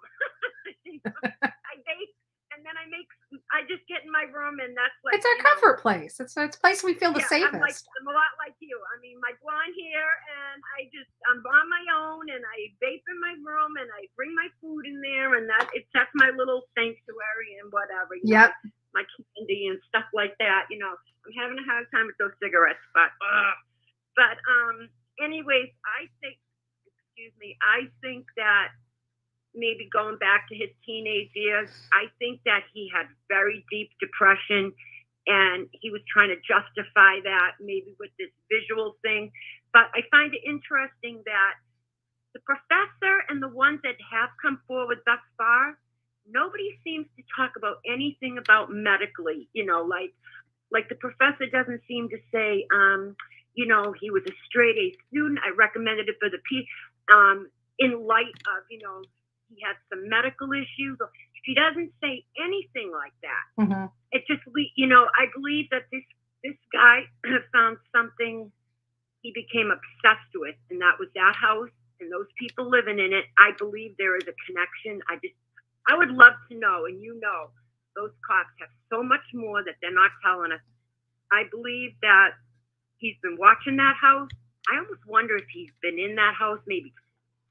How did he know, Haley wasn't supposed to be there. Ethan didn't live there. So it makes me wonder, it makes me wonder, has he been in there? Did he set up a trap? Could he hear them? Did he know he was following them? He might have been out that night and saw them together. It might have been the fact that might have been what triggered him, is that he saw them both together and he knew they were going home. And I'll tell you who else I'm having a little bit of weird feelings about is his sister. I don't know why. I'm wondering too if maybe sometimes if you like somebody or whatever, you'll find somebody to do you dirty. Yeah. I say a car home. Are they home? I'm wondering too if maybe, he fed her a story and maybe she was around looking, and may have been, seeking out if maybe he liked a girl and he was lying to her saying, can you go by the house? Or I just believe there's a connection somewhere that he's been following them, I think, for a long time. And I think when it all comes out, we're going to probably be shocked of just how much we really learn about him. Don't you feel that way? Yeah, no, I knew that. I got to tell you, there was something that came over me the first minute I saw that house. It was it was almost clarification. It was almost clarity. I don't know how to explain it, but I got there, I looked at that house and I said, there is no possibility one of these frat boys did this. There's no possibility of the ex-boyfriend. This is so much more. This is so much darker. Right. This is so much more demented and deranged than something that these potheads and alkies can muster up. This was something more. I felt it when I was there. Yeah. Oh yeah, that's right. Oh my God, I keep forgetting you were right there. Oh my God. When I look at that house, there was always so much stuff going on. There's so many people in and out of that house, the parties. He had to, I just think I think somewhere along the line he mingled in somewhere, but we just maybe haven't found that video yet where he is there, or he's maybe at a football game, or he's somewhere where there's a lot of people, but I think he's been watching what's been going on. And I think that I really believe he did do this as a project. Maybe can I get away with this? But he screwed up. He screwed up trying to throw us off at that DoorDash guy. Yep. I believe that wholeheartedly. I don't believe some guy just showed up. And I'd love to know how many restaurants or delivery. I know they probably do have 24 hours to delivery, but it doesn't seem like they can find anybody who placed that order. So I believe he did that. It's possible that he could have placed that order. I haven't heard the details on it other than there was an order made by the statement from the police, or in the affidavit, which I have actually. Yeah. Let me just read it verbatim from the affidavit. Do I have the affidavit right here readily available to me? Let me see if I moved it into the office yet. Hold on. I thought I read or heard somewhere that they couldn't find anybody who took a call for a delivery. Yeah, that's what I'm gathering. I don't have, it must be in the office. Let's put it this way. If you were the DoorDash, wait a minute. Didn't the DoorDash guy come forward though? Now that I'm thinking. Yeah, they did. Here, I got it pulled up here. Let's read the actual. Okay, so you're right. Oh God. Wow. Okay. Yeah, okay, here it is. Here it is. I found it. It's on page 3 of the Brett Payne affidavit, and it says DM and BF both made statements during the interview that it indicated the occupants of King Road residence were at home by 2 a.m. and asleep or at least in their bedrooms by 4 a.m., with the exception of Kernodle, who received a DoorDash order at approximately 4 a.m. Law enforcement identified the DoorDash delivery driver who reported this information. So there's no way to tell who put that DoorDash order in, but it does appear that Criminology actually picked up that, and they did speak to the actual DoorDash delivery driver. So he probably said, I put it in her hands. She came to the door. I gave her food and her drink. You're right. You're right. I just thought you're right about that. Yeah. See? There's so much stuff going around. There is. Wow. He did this quick. Yeah. I mean, 9 minutes. 9 minutes to get in that house. Now I'm wondering if he knew how many people. I'm wondering if he just thought it was just going to be the two girls in the house, because unless he knew Kaylee was going to be there, because she had already moved out and Ethan didn't live there. Right. So I'm wondering if he just, thought that there was only going to be the two girls. How did he know the layout of that house? Unless he went online and looked at you can go in and look at apartments and, see the layout. But he has been there on 12 separate occasions. Is it too hard for us to believe that on at least one of those occasions he knew nobody was there and decided to take a walk through the house? Right. And it's not like he lived across the street. This kid's been traveling. He's had a lot of time to think about stuff. But I wonder, I wish I knew more of the connection. I read today that there is seemingly no connection between any four of these people and this man. That was from a News Nation's interview that I read. I believe it was News Nation, but it was from a legit source that stated they have talked to the families and they cannot find the connection that they made with this man. I'm pretty sure that they've had to come across him. I'm pretty sure he probably accidentally bumped into him to say hi. Just right. You know what I'm saying? Yeah, but as far as actually, I think maybe he ran into, and it could have been God knows anywhere. But I think one of them maybe triggered something in him, and that's when I think he was going to say, you know what, that's it, that bitch, or something like that. That him or her or whatever, or jealousy or rejection, something. I think it was that house he was targeting on, those people. I don't think he just woke up one night. I mean, he's been going back and forth to this place, so something triggered in him that this was now a plan in motion. Yeah, this was the night. He made that decision very quickly that this was the night. Decision, but it was planned the entire time. I don't think the date specific was planned. And he was able to go on long runs, which doesn't seem like he had any issues. I mean, people suffer from migraines. I don't know how I get bad migraines. I don't know if I could do a 6-mile run, or people who have really bad migraines. One of the kids I babysit, they have suffered serious migraines. They can't sit through a movie. Well, also overheating can trigger that. Right. And I think, he found his heroin and then, trying to get off of that. I mean, I don't know. I just think he was very depressed. I think this kid was in a dark, depressed place. He says it, like, I'm mean to my parents. They're nice to me, but I'm mean. He was empty. You look at his eyes, there's nothing there. I agree. Empty. So, I agree. But, and I think too, I feel bad for the other girls, but it's hard for me.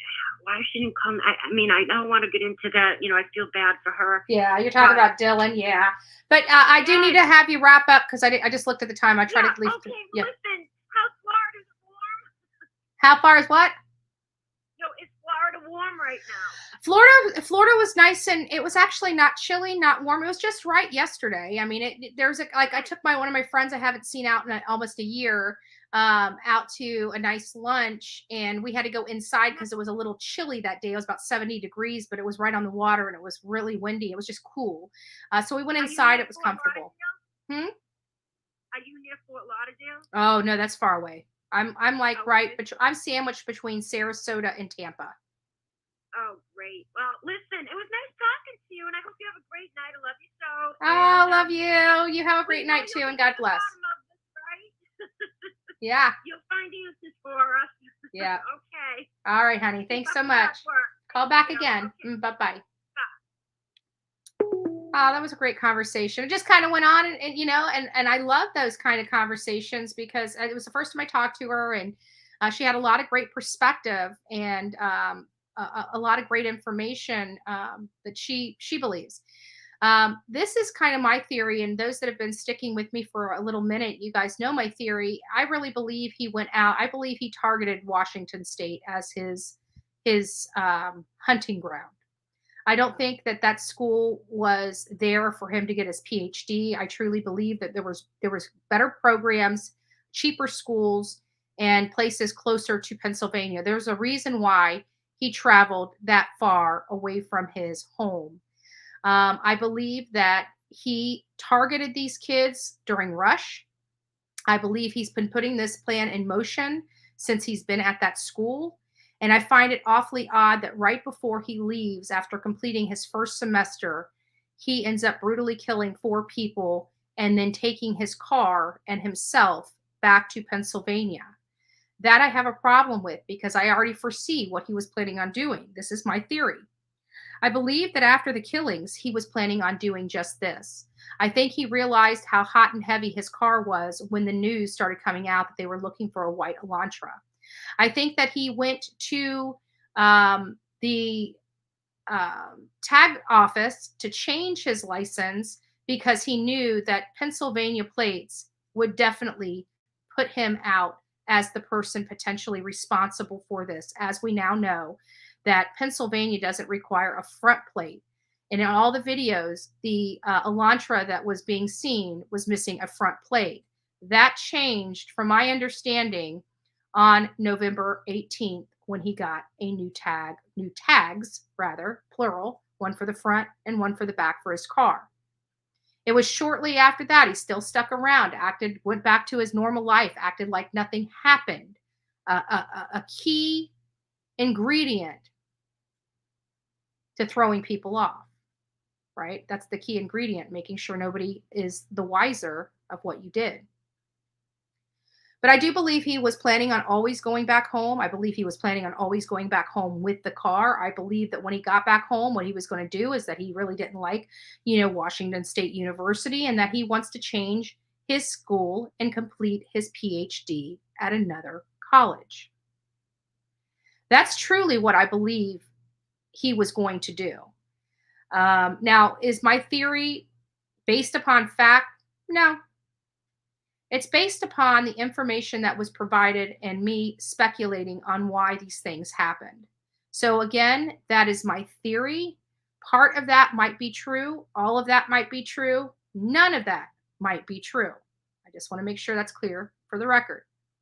Tracy3 says, wanted to see if you could look into missing 4-year-old Athena Brownfield out of Oklahoma. Seems like another crazy, complicated one. If you're talking about the little girl that I posted on my community page earlier today that was started being passed around by Dolly Vision, then yes, I have actually looked into this. I am looking into this. There are a lot of weird things. I was actually talking to one of my mods about potentially going out to the area, but it does come down to cost. And quite frankly, there's no major international airports in Oklahoma that isn't 146 miles away from the location of this little girl, which increases the cost. And at the end of the day, we have a budget that we have to maintain on these cases. So I am looking into it. I would like to get down there to find out the information of this case.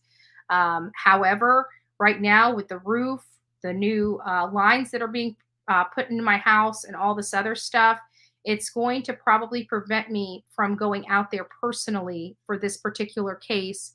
Unless something like absolutely breaks, I will just figure it out. But right now I'm monitoring the case. We will start talking about the case. I haven't got enough information to have a full segment on something. I guess we could have just really talk about it. It really is all about exposure. So maybe here in the next couple days, I'll try to squeeze something in about her case. I'll keep an eye on it and let you guys know But if you guys want to ask me about it when we're talking about this case, I've got several more videos, lives already set up that I'm kind of moving around as my days go. So those are not set in stone times, guys. As you guys know, they're out there. We're going to discuss every single one of those topics. But with my crazy schedule, with dealing with personal issues related to this home, it's really kind of preventing me from doing a whole lot or going a lot of places. So just bear with me. We're getting there. But yes, I've already passed that around. I've already done a cursory review of the case. And like I said, it was enough to make me start looking at, plane tickets and things of that nature so I can get out there. But again, nothing is set in stone. Right now, I can't even do it. So haters, don't worry about it. Ain't going nowhere. You don't have to cyber stalk me or try to find where the hell I'm going. I'll be right here.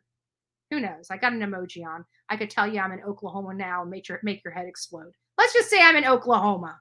No, I'm just joking. I don't want to lie to you guys. I'm not in Oklahoma.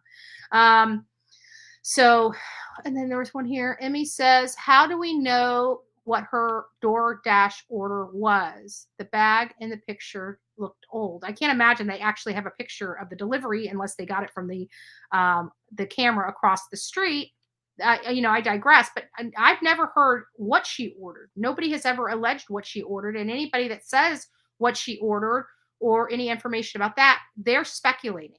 They're speculating unless they get that DoorDash delivery guy on the computer on their show. We'll never know what was in that bag until it comes out in the court record.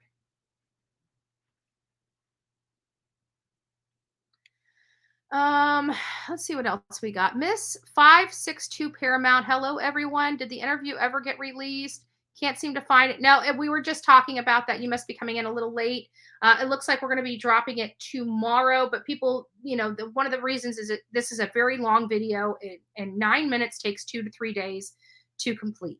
Okay. 9 minutes of a documentary type edited video takes 2 to 3 days. This was almost an hour-long video. So if you guys are wondering what was taking so long, and not only that, now that it's almost completed, it still has to go to the Gonzalez family for them to review prior to releasing. So, and it was just something that we set up with them. We're true to our word. And again, we're here to help this family. We're here to help all the families and keep exposure on this. But I think the most important thing we can do is just get the story out there. And it's sad if you guys cry. It's hard. I don't know. I haven't seen any segments of this video yet. I'm waiting with bated breath, just like each and every one of you guys are. But I know if Olivia is doing it, it's going to be next to amazing, and we're all going to want to tune in. The great news is you guys are going to get a sneak peek of what is in that video right here on the Bullhorn Betty channel on one of our live viewings with Chronicles of Olivia. Then we're going to drop the video. We're going to let you guys go watch the video, get your drinks, get your popcorn, and come back on Chronicle of Olivia's page so we can do a live discussion on the interview. It was a beautiful interview. We were very thoughtful with our questions. And we hope you guys really do enjoy learning more about Kaylee and Maddie.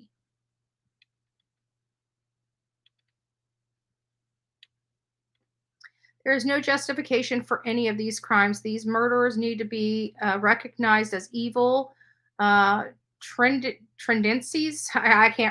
Tendencies. Okay, evil tendencies. Good Lord, I can't speak either, Amy. Let me just put this up there so everybody can read it because I can't read. My brain is done. Like DONE, I'm done. Right? Let's see if we have this. Okay, there we go. Let me get back to the comments. And I probably just moved the comments on me. Okay, there it is. There's Julie. So Julie says there is no justification for any of these crimes. These murderers need to be recognized as evil tendencies in prior way, recognized sooner than after the fact is too late, even with the Kozak guy. Yeah. I agree. But see, there's something with the whole Massachusetts case. Like when you look at his background, you know that he fabricated these paintings. He was selling them as authentic paintings. And then you hear he has a meat company and a wine company. And I just keep wondering how many people purchased wine that they thought was a name brand wine just to find out it was a knockoff. I truly believe that is what it is. But anyways, guys, it is a late day for me. I am sorry. I thought I changed the live. I'm kind of glad it didn't change because I got to spend some time with you, and it was really nice seeing you guys for a little bit. But just know that there are a lot of lives set up. And yes, he's a fraudster. I think he's a professional fraudster. And that's why I think he killed her, is because she probably was the breadwinner. He was about to get kicked to the curb. As soon as he went to jail, she was going to be filing for divorce.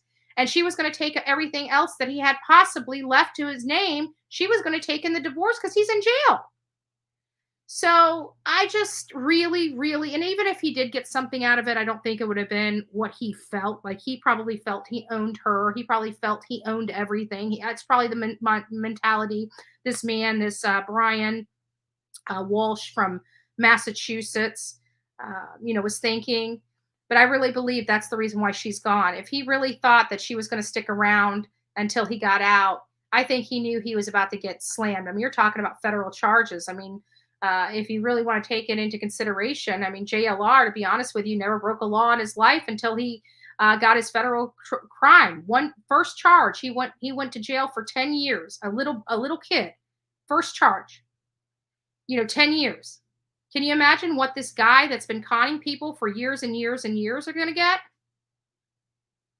Jonathan has never gotten in trouble since. That was like his only crime he has ever committed in his entire life. He gets caught. He goes to jail for 10 years. That to me is unfair. He had no criminal history whatsoever. But this guy deserves to be in jail. He's deserved to be in jail. If they didn't, they would have just sentenced him or put him behind bars for the forgery and the fraud, the federal crimes. This poor lady would still be alive. This poor lady would still be alive if the courts would keep these people locked up.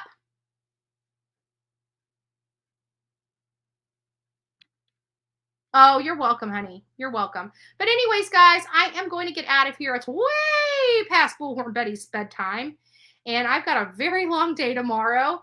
So I will see you guys later, and we will catch a live. So just pay attention to this page and make sure your bell is set for all. Sometimes I throw some videos out. If I find something interesting, you're going to want to watch those.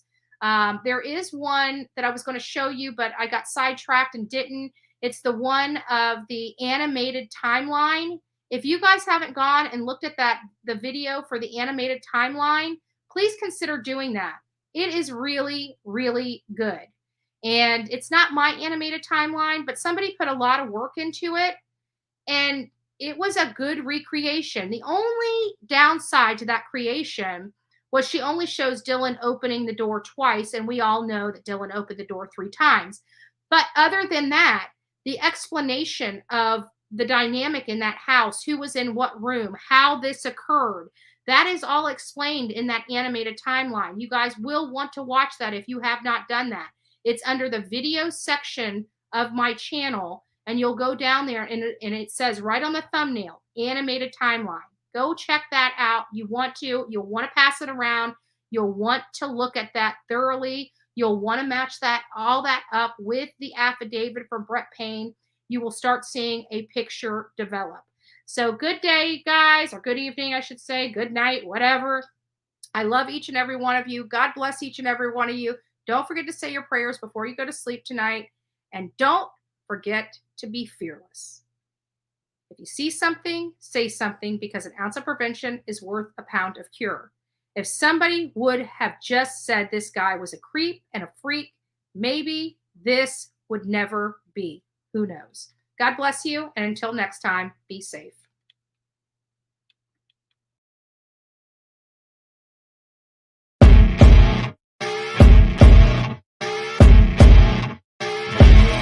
As you wake up in the morning, you want to find the latest, greatest information about criminal cases and have an intuitive conversation about the suspects associated with these cases.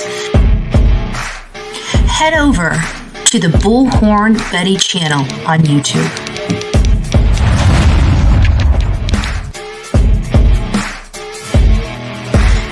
breaking news right here on the Bullhorn Betty channel.